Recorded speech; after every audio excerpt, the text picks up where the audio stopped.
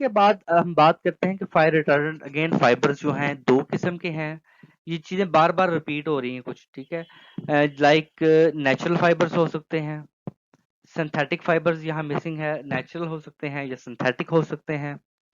और दूसरी तरफ इनहेरेंटली फ्लेम रिटार्डेंट फाइबर्स हैं।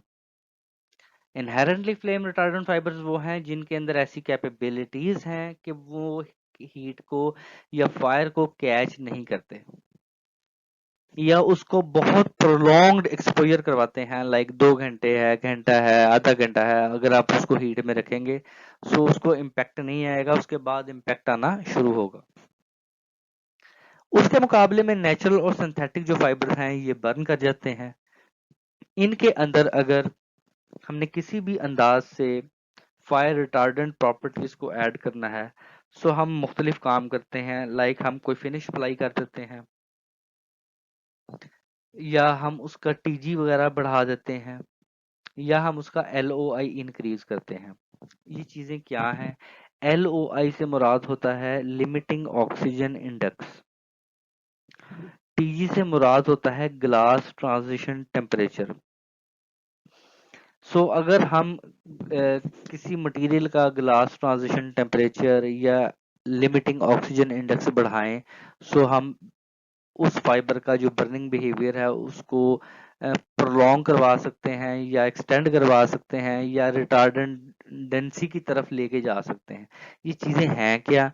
क्योंकि इनकी जरूरत है टेस्टिंग के हवाले से, सो हम इनको देखते हैं। सबसे पहला है limiting oxygen index. Limiting oxygen index बड़ी बेसिक सी चीज है कि इससे मुराद है कि ऑक्सीजन की वो कम से कम मिकदार जो किसी चीज को जलाने के लिए दरकार हो उसको हम कहते हैं लिमिटिंग ऑक्सीजन इंडेक्स। हवा में ऑक्सीजन की जो मिकदार है वो 20.99 यानी कि 20.99% है। यानी ये कहें कि अगर कोई चीज एयर के अंदर जले जाती है सो उसका जो लिमिटिंग ऑक्सीजन इंडेक्स है वो 20.99 से कम होगा, क्योंकि उसको 20.99 is the maximum amount of oxygen that is available in atmosphere. सो अगर वो चीज जल रही है इसका मतलब उसको 20.99 या इससे कम मिकदार में ऑक्सीजन रिक्वायर्ड है बर्निंग के लिए। इसी तरह ये जो आपको फाइबर्स दिखाए हैं, ये वूल है, कॉटन है, विस्कोस है, ये basically after modification of different chemicals या फिनिशेस दिखाई गई हैं LOI वैल्यूज। अदरवाइज जो कॉटन है इसकी जो LOI वैल्यू है ये अराउंड 13 to 15% होती है और वूल की जो है ये भी कोई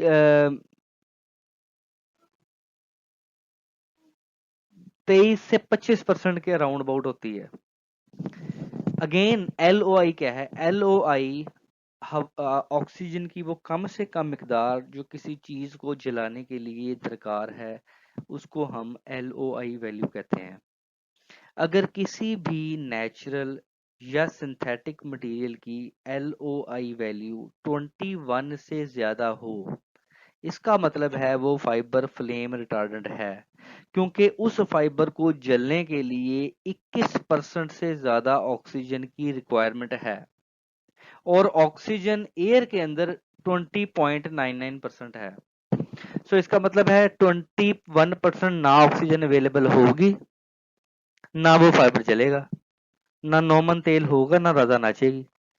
सो आपको 21% से ज्यादा ऑक्सीजन चाहिए जलाने के लिए। सो अगर आपकी फाइबर की जो LOI वैल्यू है वो 21 से कम है सो इसका मतलब है वो जलने के लिए जितनी ऑक्सीजन उसको रिक्वायर्ड है वो उसको एयर से मिल जाएगी और वो कंपैरेटिवली इजीली जलेगा। जैसे नायलॉन, एक्रिलिक, पॉलिएस्टर वगैरह आसानी से जो सॉफ्ट हो जाते हैं क्योंकि इनका LOI लेस देन 21 होता है। अगेन ये जो टेबल है इसमें जो वैल्यूज हैं वो आफ्टर अप्लाइंग द फिनिशेस इनको दी गई हैं। आप बिफोर अप्लाइंग द फिनिशेस भी देख सकते हैं नेट से।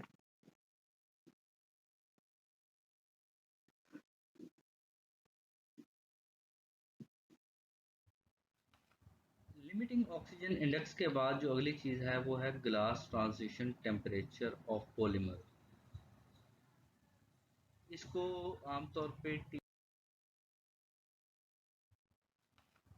लिमिटिंग ऑक्सीजन इंडेक्स के बाद जो अगली चीज है वो है glass transition temperature of polymer. इसको आमतौर पे टीजी से भी डिनोट करते हैं। और TG of a resin system या एक पॉलीमर का defines when a polymer goes from an amorphous rigid state to a more flexible state. आमतौर पे एक पॉलीमर के अंदर मुख्तलिफ स्टेट्स होती हैं, जैसा क्रिस्टलाइन स्टेट है या अमॉर्फस स्टेट है। क्रिस्टलाइन स्टेट एक ऐसी स्टेट है जहाँ पे पॉलीमर की जो चेन्स हैं वो एक दूसरे के साथ ज़्यादा पैरेलल होती हैं और उन चेन्स के दरमियान जो डिस्टेंस है जिसको हम इंटरप्लेनर डिस्टेंस कहते हैं वो कम होता है। सो आम तौर पे इस तरह के जो मटेरियल्स होते हैं उनकी स्ट्रेंथ ज़्यादा होती है, जबकि जो दूसरा फेज़ है उसके अंदर यही पॉलीमर चेन्स जो कि स्ट्रेट फॉर्म में ना हो बल्कि हैप्पैज़र्डली अरेंज्ड हों, सो इसको हम अमॉर्फस रीजन भी कहते हैं या अमॉर्फस स्टेट भी कहते हैं। सो ग्लास ट्रांजिशन टेम्परेचर वो टेम्परेचर है जिसके अंदर कोई भी पॉलीमर एक अमॉर्फस रिजिड स्टेट से एक फ्लेक्सिबल स्टेट के अंदर जाएगा। और TG is an abbreviation of for glass transition temperature. The most important जो इंफॉर्मेशन है जो हमें TG से मिलती है वो ये बताता है कि नेचर ऑफ पॉलीमर कैसी है। जब ये हाई टेम्परेचर को एक्सपोज किया जाएगा सो इसका बिहेवियर कैसा होगा। सो इस किस्म की जो इंफॉर्मेशन है वो हमें ग्लास ट्रांजिशन टेम्परेचर से मिलती है।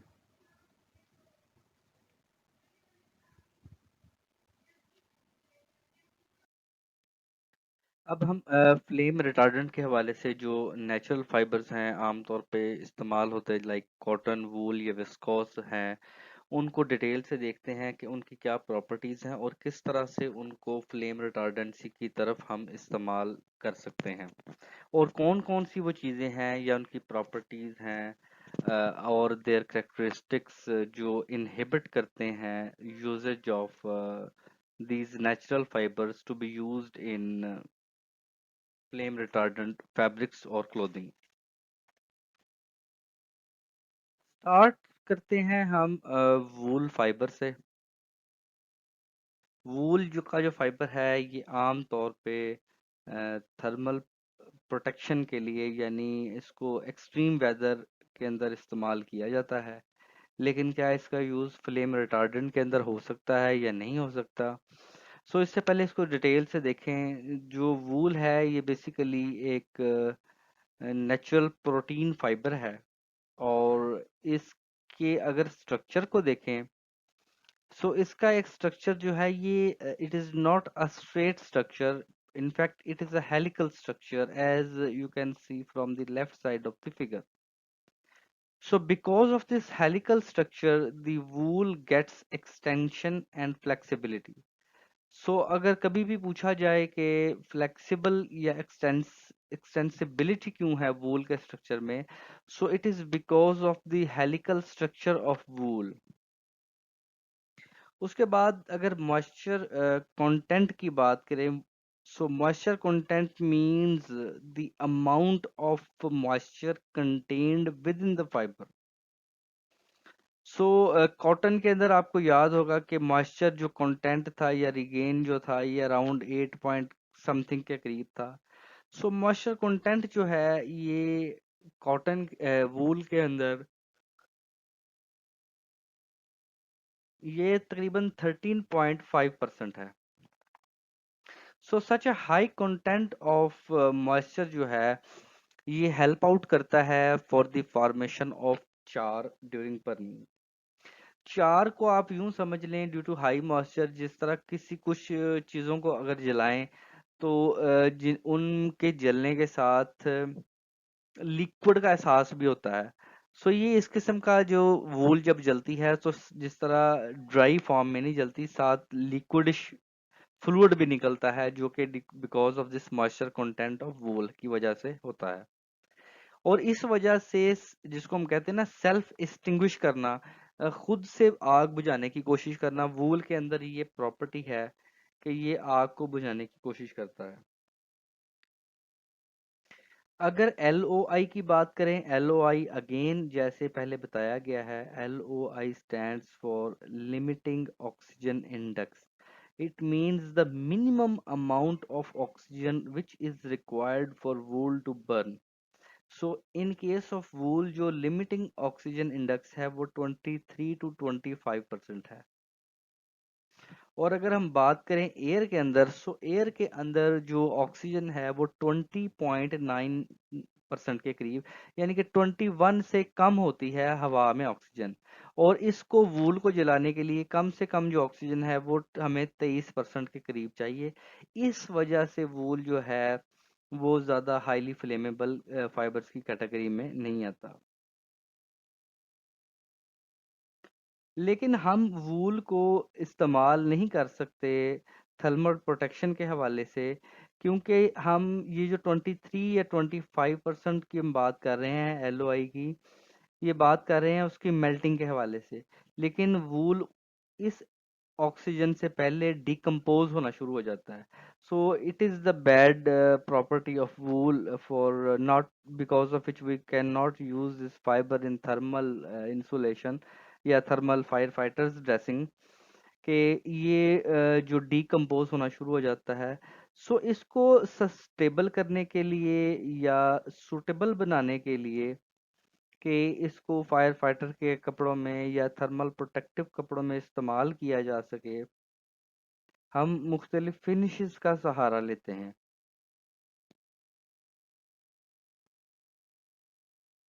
आमतौर पे जो मशहूर फिनिश इसके अंदर इस्तेमाल होती है दैट इज जिप्रो फिनिश, उसको हम कहते हैं। और ये जिप्रो फिनिश जो है ये बेसिकली कम्बिनेशन है टाइटेनियम और जिरकोनियम का।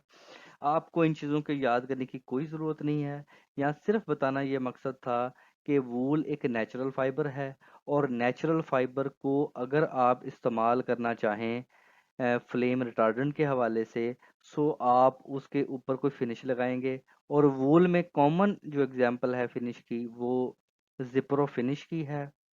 इसके लगने के साथ जो LOI है वो 31 to 33% चला जाता है, और वूल का जो डिकम्पोजिशन टेम्परेचर था वो भी इंक्रीज हो जाता है।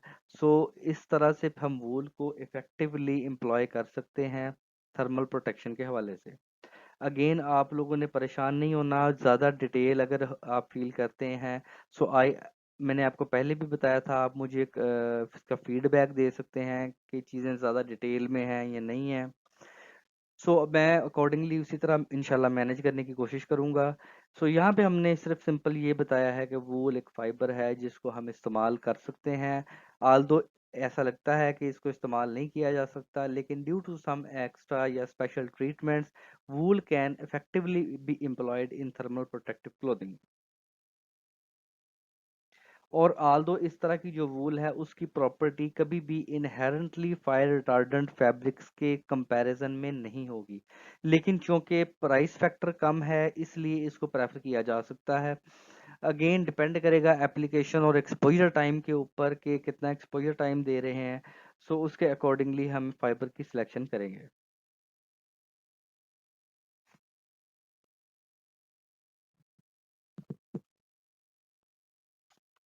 वूल के बाद जो नेक्स्ट फाइबर है जो नेचुरल फाइबर की कैटेगरी में शामिल है, दैट इज बेसिकली कॉटन।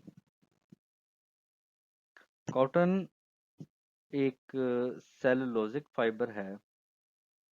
जिस तरह से वूल प्रोटीन बेस्ड फाइबर था, so cotton is cellulose based fibre. The general characteristics of cellulose or cotton fiber are they are soft और सुटेबल हैं ये फॉर जर्नल क्लोथिंग, लेकिन थर्मल प्रोटेक्शन के हवाले से जो कॉटन है ये ज़्यादा फिजिबल नहीं है। कॉटन जो है इसके अंदर सी और एच जो बॉन्ड है इसके स्ट्रक्चर में होता है, और ये बोथ जो एलिमेंट्स हैं ये हाईली फ्लेमेबल हैं। अगर इसके एलओआई की बात की जाए, लिमिटिंग ऑक्सीजन इंडेक्स की, so it is basically from ranges from 13 to 15%। So जो कॉटन का यहाँ पे एलओआई लिखा है 23 टू 25%, ये actually after sorry after applying the finish है। अदरवाइज जो कॉटन का एलओआई है, लिमिटिंग ऑक्सीजन इंडेक्स है, इट लाइज फ्रॉम 13 टू 15%।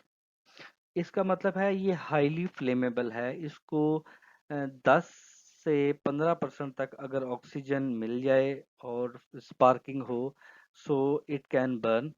और ऑक्सीजन जो एयर में है उसकी क्वांटिटी 21% के अराउंड अबाउट है, सो बड़ी इजीली कॉटन जो है ये जलती है। इनफैक्ट जो कॉटन है ये जिस तरह लाइक पेट्रोल जलता है, ये इस तरह स्पीड से जलती है। और अगर स्पिनिंग के अंदर कहीं ब्लो रूम के अंदर आग लग जाए तो रिंग फ्रेम तक विद इन सेकेंड्स जो है आग मूव करती है, यानी पूरी मिल जो है उसके अंदर आग लग जाती है। सो ये कॉटन जो है ये हाईली फ्लेमेबल की कैटेगरी में आती है। सो इसको एज सच कभी भी फ्लेम रिटार्डेंट के अंदर इस्तेमाल नहीं किया जा सकता। अभी हमने बात की कि हम जो नेचुरल फाइबर्स अवेलेबल हैं उनका इस्तेमाल कर सकते हैं फ्लेम रिटार्डेंट फैब्रिक्स के तौर पे, लेकिन एज सच नहीं, थ्रू सम मॉडिफिकेशंस और थ्रू सम ट्रीटमेंट्स। अगर हम बात करें सिंथेटिक फाइबर्स की, सो एक जनरल आइडिया के तौर पे हम मुख्तलिफ किस्म के सिंथेटिक फाइबर्स का भी इस्तेमाल कर सकते हैं, लाइक पोलिएस्टर है, नायलॉन है या एक्रिलिक है। सो पोलिएस्टर जो है ये एक मैन मेड फाइबर है और इसकी प्रॉपर्टीज को हम किसी हद तक मॉडिफाई कर सकते हैं according to our requirement.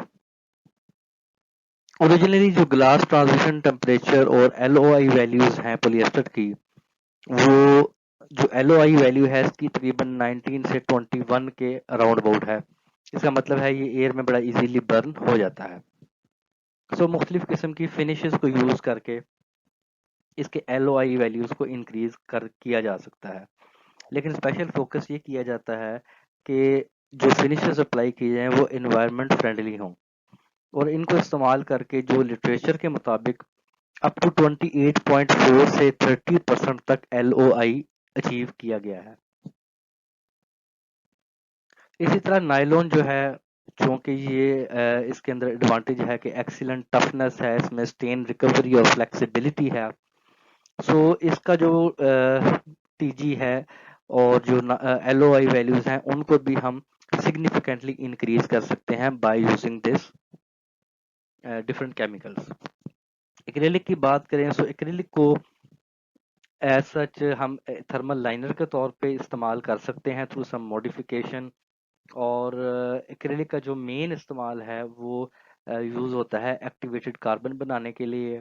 So activated carbon को आगे डिटेल से देखते हैं। It is also used as insulation कह लें आप, या थर्मल प्रोटेक्शन के लिए भी एक्टिवेटेड कार्बन का इस्तेमाल किया जाता है।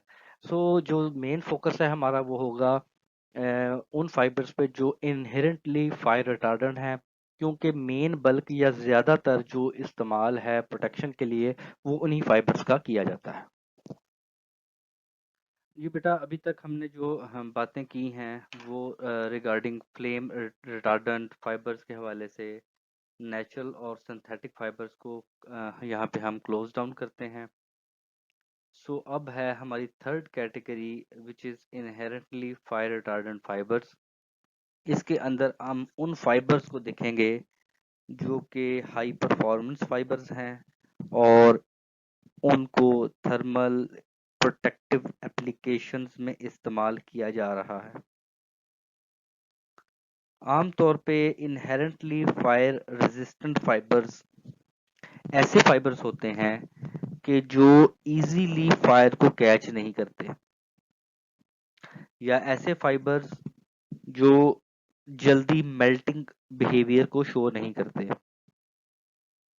इन फाइबर्स को इनहेरेंटली फायर रिटार्डेंट फाइबर्स कहा जाता है।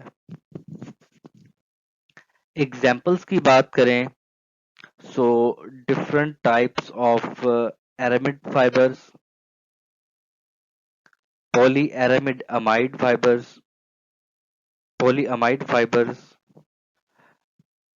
फिनोलिक, क्लोरीनेटेड, फ्लोरीनेटेड और इस किस्म के डिफरेंट फाइबर्स। इसके साथ साथ यहाँ पे जो लास्ट लाइन अगर आप देखें कि there are also a few inherently fire retardant inorganic fibres such as glass fibres या सिरेमिक फाइबर्स। घर में भी जो सिरेमिक के बर्तन हैं या सिरेमिक के जो चीजें हम यूज करते हैं लाइक कमोड है या वॉश बेसन है, सो ये जो सिरेमिक है इसके अंदर ये प्रॉपर्टी है कि ये जल्दी गर्म नहीं होता, लेकिन दूसरी तरफ इसके अंदर ये भी प्रॉपर्टी है कि ये ब्रिटल होता है। सो जो सिरेमिक फाइबर्स हैं they are also very excellent in heat resistance के हवाले से। सो डेवलपमेंट किस तरह की जाती है सिरेमिक फाइबर्स की या ग्लास फाइबर्स की, this is not in our domain, so इसको हम नहीं देख रहे। तो हम यहाँ पे बात नहीं करेंगे रिगार्डिंग मैन्युफैक्चरिंग के हवाले से। मैं बार बार आपको बता रहा हूँ कि हम सिर्फ प्रॉपर्टीज को डिस्कस कर रहे हैं या जनरली देख रहे हैं कि किस तरह से चीज को फ्लेम रिटार्डेंसी के अंदर इस्तेमाल किया जा सकता है। तो अब हम देखते हैं जो हमारे डिफरेंट फाइबर्स हैं जो इस मकसद के लिए